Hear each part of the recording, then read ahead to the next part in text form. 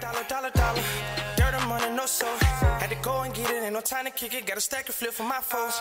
Dollar. Please tell me you can hear me. Don't turn your back and don't neglect me. Just let me know if you need me.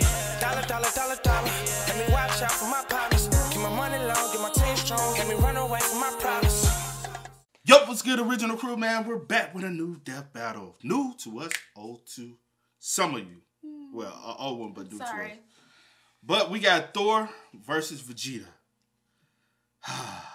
Marvel versus Dragon Ball. Now, I lost my Dragon Ball bet last time. Then I looked back and I said, damn, they done did these two several times before. With the Superman versus Goku. So I already know who I'm going with this time. But I'm going to hear it out. Well, I know. Look, I already know who I'm going with. I'm going to hear it out. But hear it out. So say. Make sure y'all check out the links in the description box. Down below. You already know where to go, man. You want the first part, you got to do it. Check out down below. Also, if you enjoyed today's video, like it with a thumbs up. We'll highly appreciate it, man. But let's go. Let's check it out. Let's see what's about. You ready? I'm ready. All right. Whiz.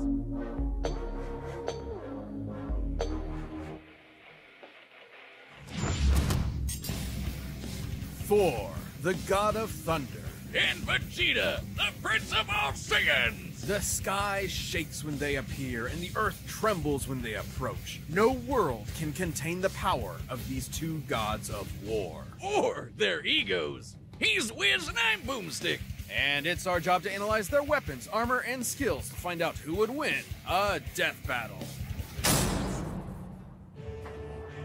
Thunder cracks, the heavens rumble, lightning blinds your eyes. You look up to the sky and pray for mercy because Thor is angry. Well, you would have if you were a Viking. Nowadays, we don't have time for myths and legends. Oh, don't we? For in the modern mythology of Marvel Comics, the Norse god of thunder was reborn. And I'd wager this Thor is a hell of an upgrade. The son of the All-Father Odin. Ooh, he a bit more. Woo! I ain't know.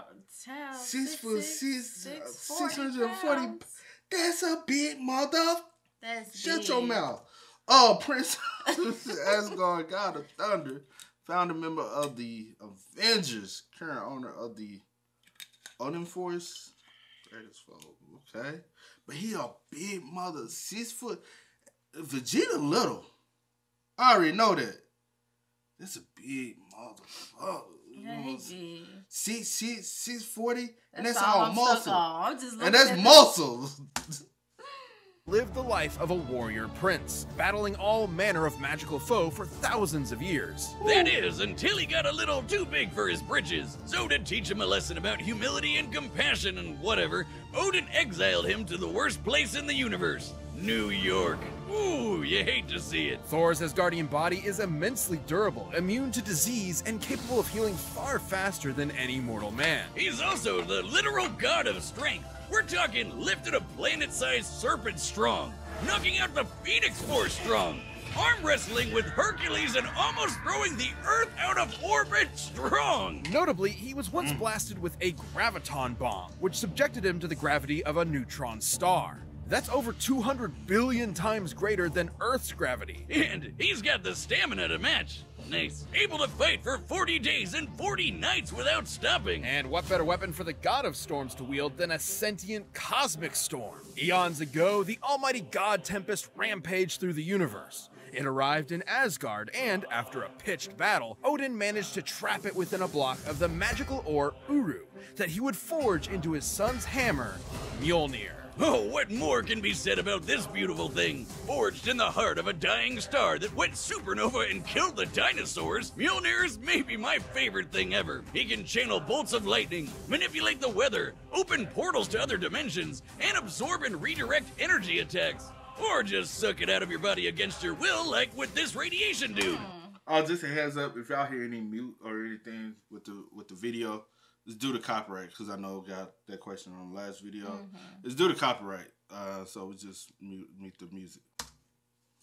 Presents! Not gonna be present for much longer, bud. He's even used 2 Mjolnirs to absorb the power of the God Bomb, which would have killed every deity in existence across time and space. That's just the tip of the iceberg. Mjolnir can transmute the elements, turn Thor invisible and intangible, let him travel through time, and even bring people back to life. And if Thor wants to fly, all he has to do is take it for a spin. Literally, he throws that motherfucker as hard as he can and holds on for dear life. And when he does, it flies fast enough to cross the entire galaxy in seconds. Only one problem.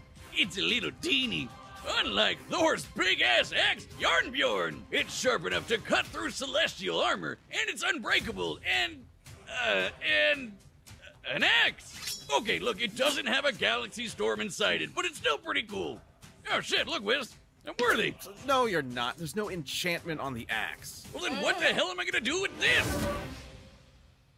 But should he face an enemy beyond the likes of even his world-shattering strength, Thor can harness his inherent godly power into one single ultimate attack, the God Blast. God is right.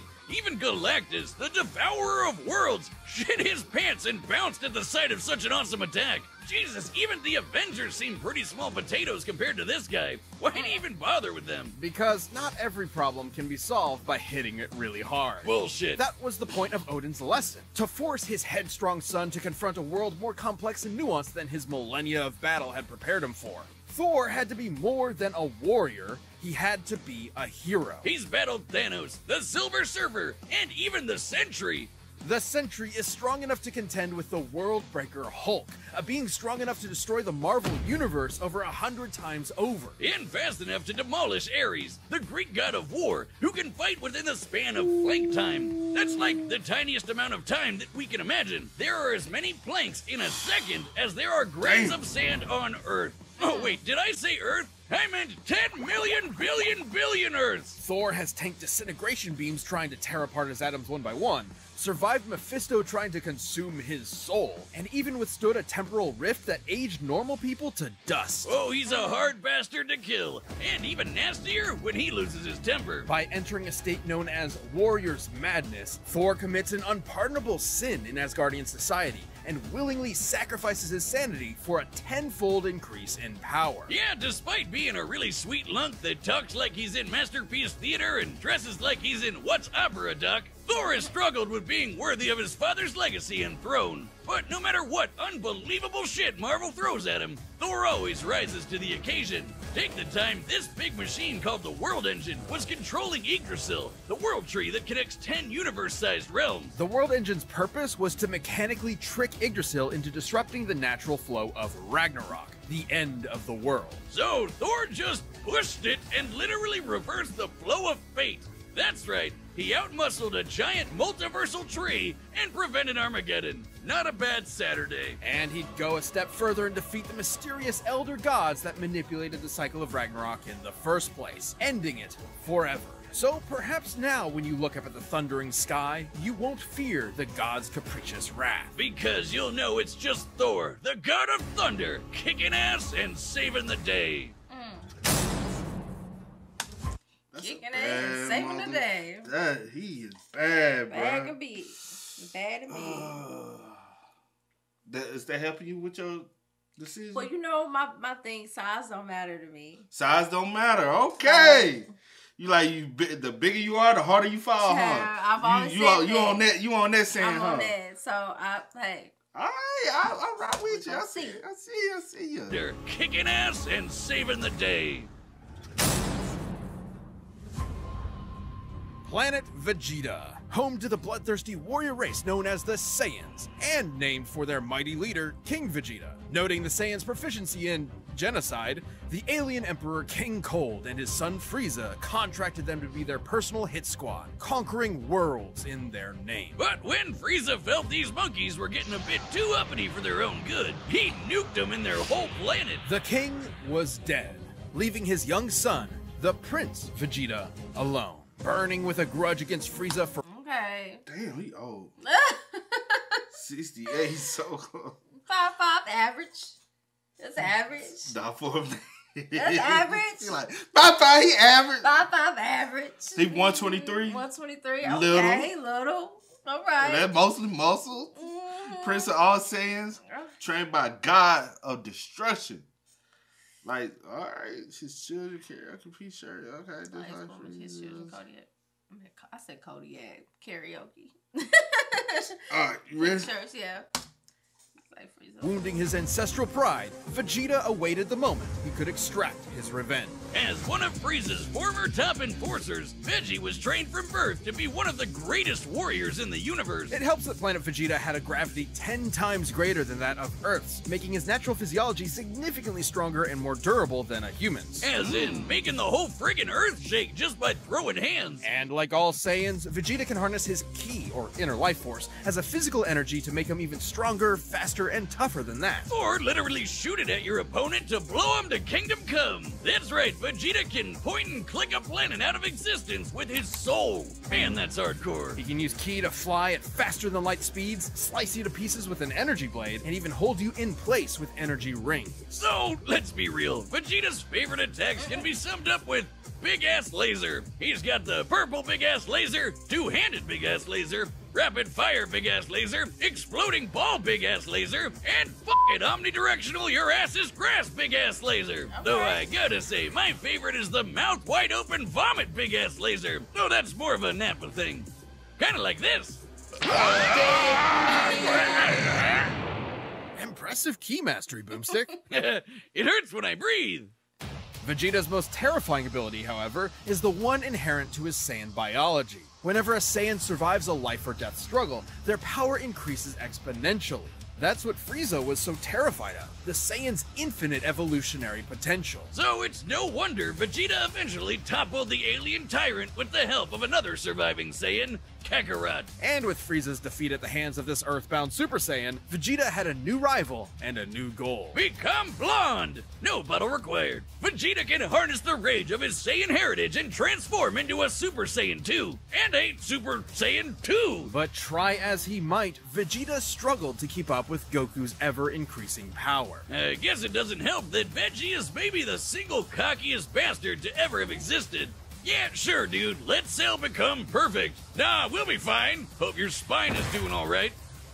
Dumbass. Though Vegeta did manage to accomplish something that even Goku couldn't do on his own, becoming a god. Once he and Goku met the god of destruction, Beerus, they had a whole new lineup of martial artists to conquer, with some angelic training to boot. With Spirit Fission, Vegeta can forcibly absorb an opponent's ki with every strike. And he even learned Goku's patented instant transmission, allowing him to teleport huge distances. But most importantly, with God Ki, he can go even further beyond and become a Super Saiyan God. A Super Saiyan God Super Saiyan, and a Super Saiyan God Super Saiyan Evolved. His power got completely insane. The dude was strong enough to destroy the Room of Spirit and Time, an entirely separate dimension, just by powering up. When Goku fought Beerus, he nearly destroyed the universe. And that was the very first time he ever went Super Saiyan God. Considering we've measured Dragon Ball's Universe 7 to be up to 13 times bigger than our own, he'd need to be punching with that much more energy to bust it.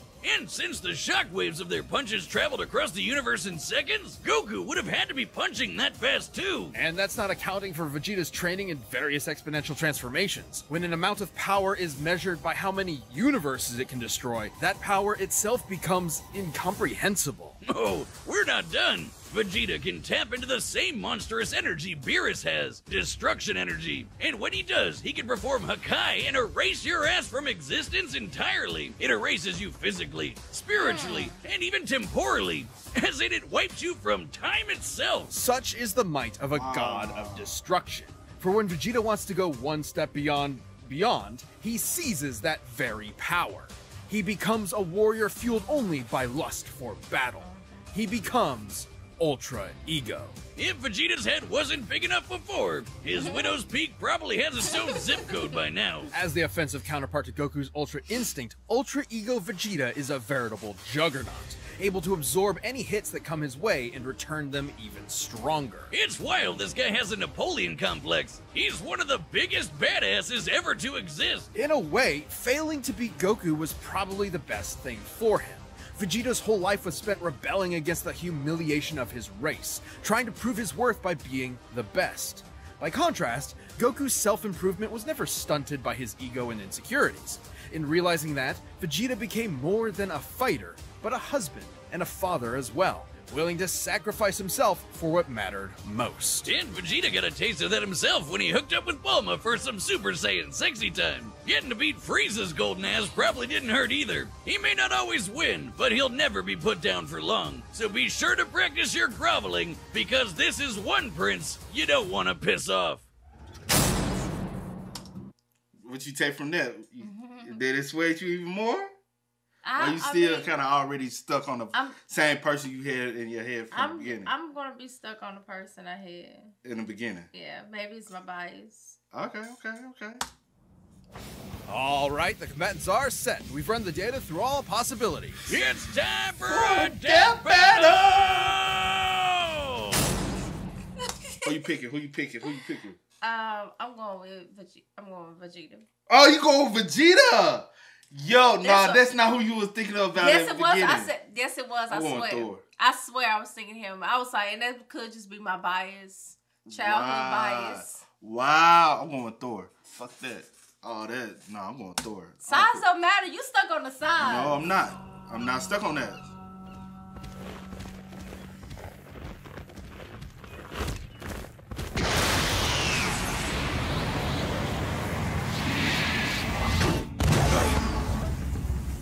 Oh there, mighty warrior. What business havest thou upon earth? Throw that hammer at me again, and my business will be polishing my gloves upon your face! Okay! Let me down! Didst that count?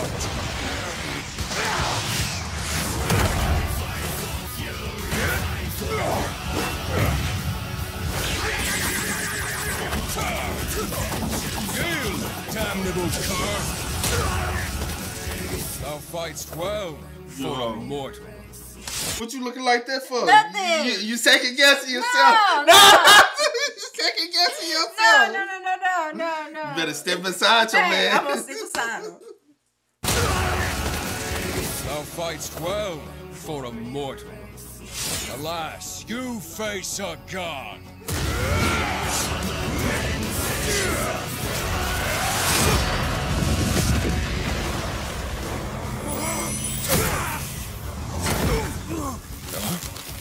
I have evolved beyond gods. Okay.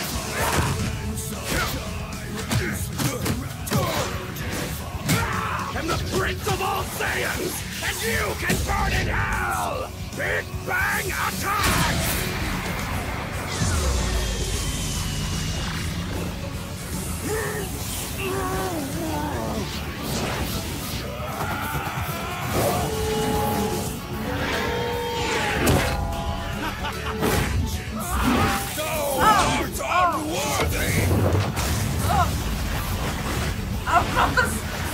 What's happening? They went to the water, girl. What's happening? You second, you like, hold on, I want to roll. You like, I'm like, come on. You better fight. in the water.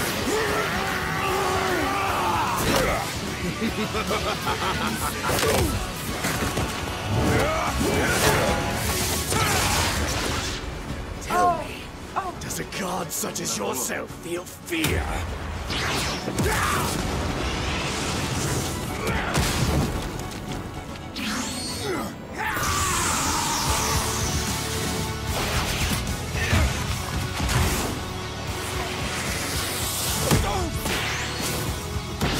No.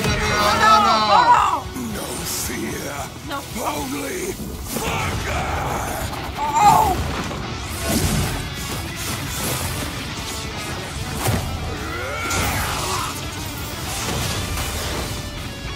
Get up! All you will feel is oblivion! Hey, don't quit though.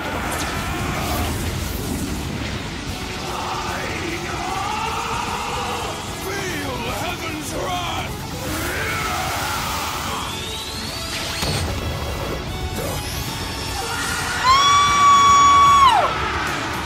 Sorry, y'all.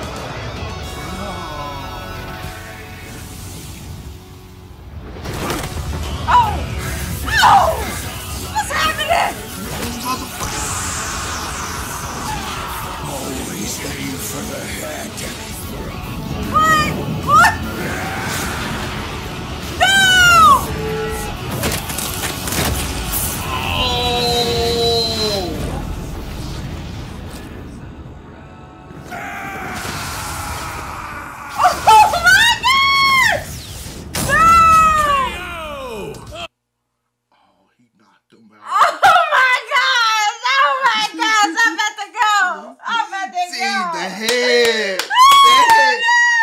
The reason why I went with Thor, that motherfucking hammer. Hammer time.